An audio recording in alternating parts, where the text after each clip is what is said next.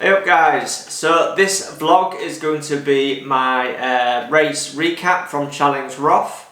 I actually said on my social media channels that I wasn't going to do this video, however upon reflection I thought that I would just do it. It's actually been 2 weeks and a day since the event. On my last video I'd actually said that I wasn't going to be recording anything on the day. I then did a bit of recording the day after with the Joe Skipper beer mile. If you've not seen that already, I'll stick a link up about here. But yeah, realistically I just wanted to have a little bit of downtime, enjoy the rest of our time in Germany, and basically yeah, just have a little bit of reflection time on my performance. I thought long and hard about how I'm going to kind of like discuss this, and I'll get to that in a moment, how I'm going to go about it. But first of all, I just want to say a massive well done to my partner Helen, who did absolutely amazing. So yeah, she'd had a fairly decent swim, a little bit anxious in the water, and this is quite normal for her, but no, a fairly solid time. She absolutely loved the bike and she loved the atmosphere, as did I. It is absolutely insane. It really is electric as it sees on the videos, so it kind of like, yeah, if it's something like the look of, trust me, you need to go and do it. And a fairly solid marathon as well. So she actually went under 13 hours, and this is her first full. Believe it or not, I can probably count on one hand the amount of triathlons that she has done, and yeah, believe it or not, she actually did this off less than 8 hours a week training, which is absolutely insane. But yeah, no, she had a really good day, and I'm absolutely buzzing for her. And yeah, as you can see in the pictures, and I may be biased, yeah, she looks absolutely beautiful all the way down, all the way around, and really smiley as well. So yeah, back to my race. I'm going to kind of explain this with kind of two caps. So basically I've got my coach's cap, and yeah, the cap I wore on the day, my athlete cap. So kind of put things in perspective, I'm going to kind of use the old business model of what went well and even better if, and try and put like 3 points with each from a coach's perspective and a athlete perspective. So first of all, let's put on the athlete cap, and yeah, let's talk about the event from an athlete's point of view. So first up, let's invite Craig the athlete into the room. What the hell are you doing? Ready for me? I said athlete's cap, not triathlon twat. What? Go and get changed for God's sake. Oh.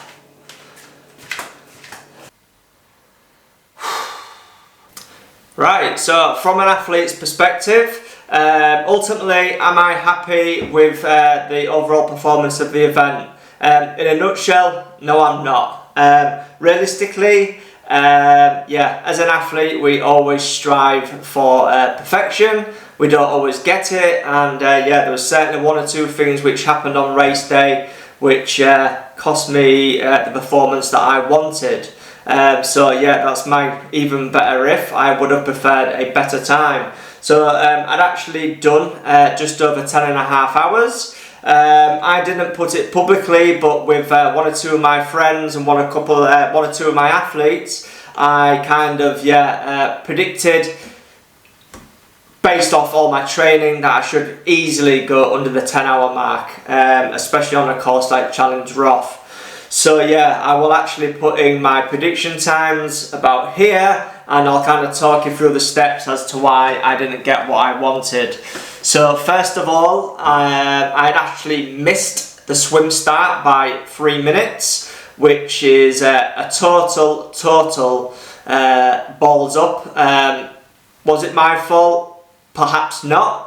What had actually happened was, and by no means is this any excuses whatsoever, it's just what happened on the day. We all got there, we got racked up, and I bumped into a couple of fellow club athletes who was also at Challenge Roth, and we was all congregated near my bike. I was the first one to go. One of the females had left. Helen had said she's going to go to the toilet, and one of the other athletes, John, was stood by my bike, who was in one of the latter waves. I'd noticed there was a pair of female goggles next to my bike, and yeah, the first thing I thought was Helen had left her goggles, so I ended up just hanging around for her just while the dying last seconds. Then it actually heard him say like 10 minutes to the race start. I turned around to John and I said, look John, will you just hang around here, see if Helen comes back? Obviously when it gets to your time, just set off and leave it. But I thought, you know, if she loses her goggles, the last thing she needs to be worrying about is those. At least John will be there for her to find them. I then started making my way to the race start, and I asked for directions. And one of the marshals had sent me to a location on site. When I got there, it turns out it was the swim exit, and I wanted to go at the other end of the transition. So I started darting across. I gets there. There's the two waves behind me in a waiting pen. I had to muscle my way all the way through them. As I was getting through the front of the next wave, I heard them say 1 minute to the start. I then gets in the water. I start swimming. I'm frantically trying to catch up, and yeah, as I look up, I just see the rope lift and everyone's set off, which is an absolute pain in the arse. But it happened. It will happen to other people. It was just unfortunate it happened to me. It is what it is. I should have known better, but yeah, like I say, it just happened. So what I actually did is I went under the rope. I pressed start on my watch. And then it took me probably around 300-400 meters before I got caught up to the back end of the wave, and then I just kind of continued to just swim all the way through them, and I probably would say it was halfway on the return before I actually started finding some good feet, and yeah, I spent the entire time just weaving through people, trying to get on feet, not fast enough, go around. I really was working too hard, but like I say, it was one of those, I just had to make up the time. So yeah, I was probably around 3,000 meters before I got settled in behind someone. I thought, look, let's just have the last 800 to yeah, just get your heart rate down and get settled. On the official time, it was just over 1 hour and 5. On my watch, it was just over 1 hour and 2. So yeah, 3 minutes down to what they clocked me at. And I would like to kind of think if I had started when I was supposed to start, I would have quite happily have sat on some good feet and gone under the target time of 1 hour. But yeah, I'm actually still quite happy about the swim. I made the best of a bad situation, but yeah, total kind of like newbie mistake, I guess. And for someone who's done close to 100 triathlons, it's not good enough. But like I say, this thing happened on the day. Into T1, really quick. Fortunately, my number was quite low down. Grabbed my bag into the bike change room. I literally just had a pair of socks to put on, my number belt, and I was out and gone. So yeah, I'd actually set myself around 5 minutes for this, and yeah, I was out there in 3 and a bit. So I'd actually made up the time, which I'd lost on the swim. So we're kind of now just back on my predicted times. So yeah, got out on the bike. As soon as I pulled out, the atmosphere was absolutely electric going over the bridge, and I kind of just got settled into a rhythm. I kind of set out that I should be doing something around 200 to 210 watts for the entire route, and this would actually give me a good time. If I could kind of aim for around 5:15, that was the target, and then that give me like a nice relaxed time to smash the marathon. So yeah, I'd actually ended up doing around 5:17 for the bike. Normalised power was 205 watts, and I'd actually relaxed based off some advice of somebody else. Try and relax the last 20 kilometres. So I knocked it back 20 watts, so my average power for the entire bike was 180 watts. Heart rate was kind of like, yeah, top end of zone 2, so it wasn't all that hard to try and hit my average pace of 35 kph. So yeah, all in all, that was really, really well.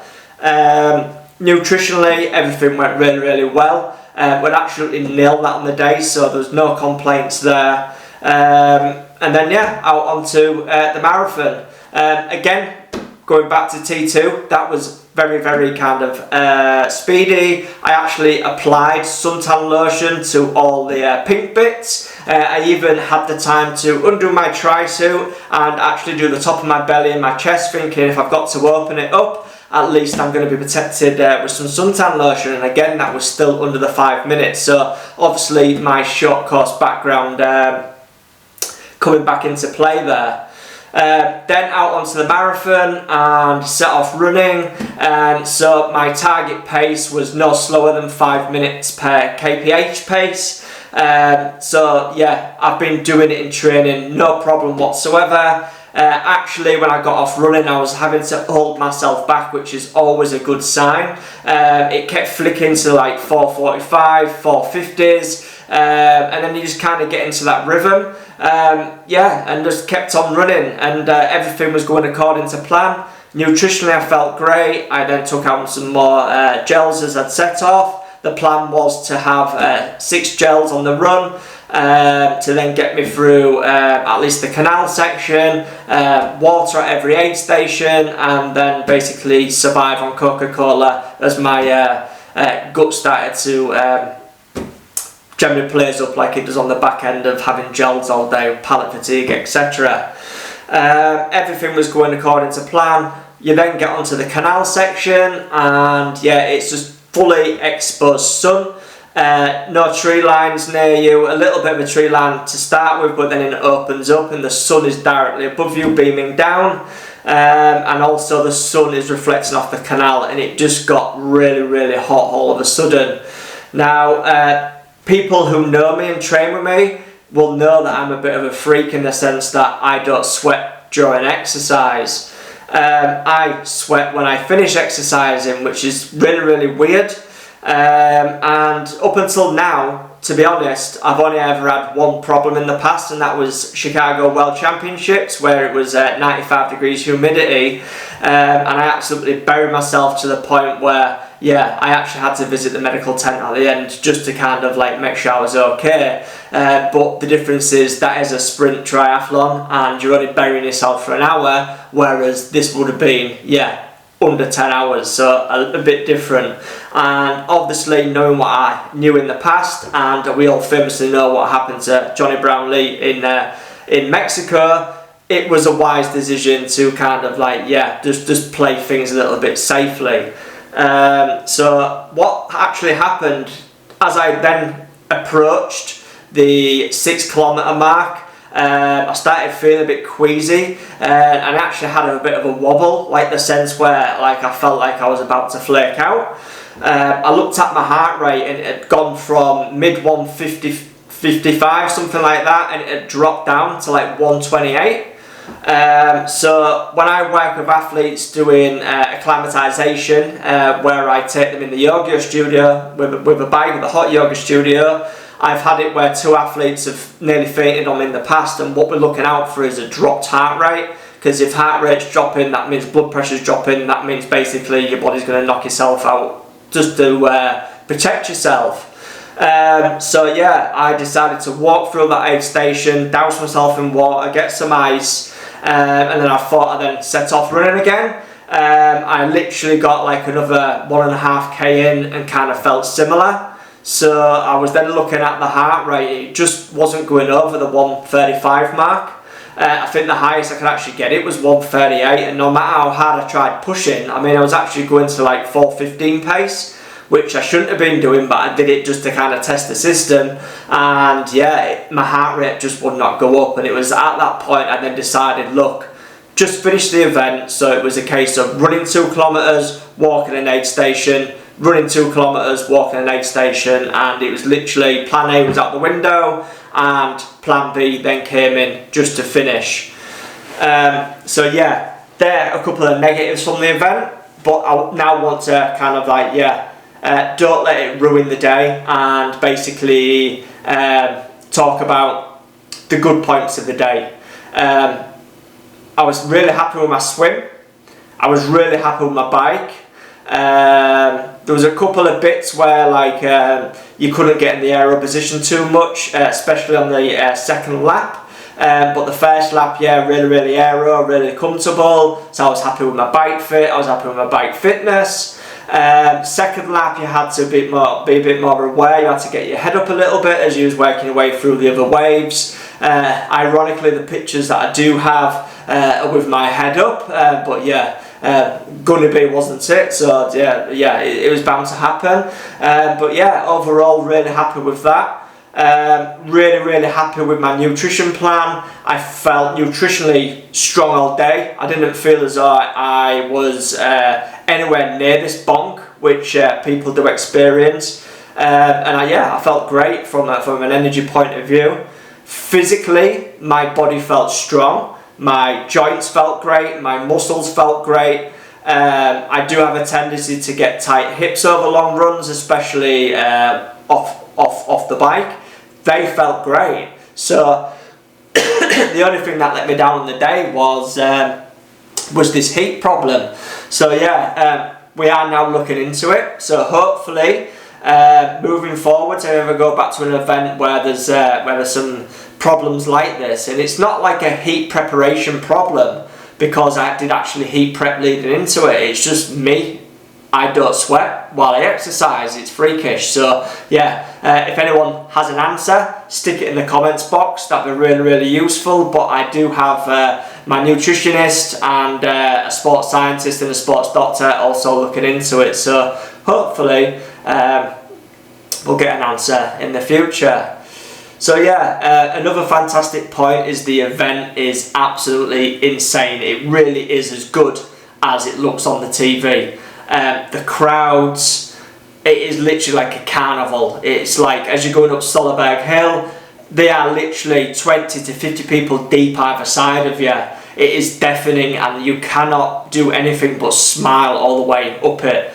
I was buzzing so much, I literally threw my race strategy out the window. I think I must have held close to 400 watts going up the entire climb, because I was literally buzzing that much. The second time, I did hold back. So yeah, that is absolutely amazing. On the whole, I'm really happy. It is my first full, and literally 10.5 hours in to be sniffed at, and you all have to appreciate it. I am 44, 45 in 5 to 6 months time.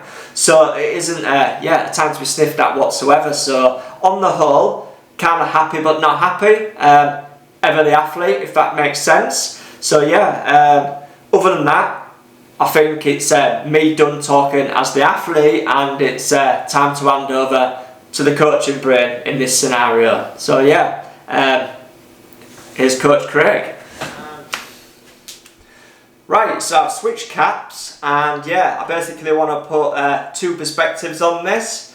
So from a coach's perspective, I kind of have a couple of rules which I'll always say to the athletes, and something which I will always kind of practice what I preach. First of all, number one priority is health, and making sure you get to that finish line healthy. Do not put anything at risk whatsoever. No time in the world is worth your health. So from that perspective, fantastic. I followed my own advice. Second was basically enjoy the day.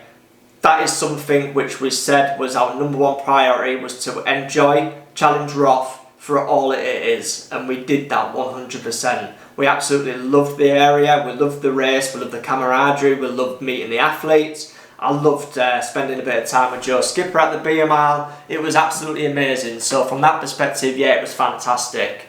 In terms of what I felt my own athlete performance was, I thought it was good. I thought it was okay. At the end of the day, you can only control the controllables and let the uncontrollables worry about themselves. So from an athlete's perspective, I felt as though that I did amazing, and yeah, from a coach's perspective, I would be proud if that was one of my athletes for sure. But then we have the other side of the coin. As a coach and a professional coach who coaches athletes, it's quite difficult to kind of explain this. But yeah, to try and put things in perspective, when I finished the event, I went and got the bags for myself and Helen, went and got the car, went and picked the bikes up, and I purposely, up until Helen crossing that finish line, didn't open my phone other than to take a video of her.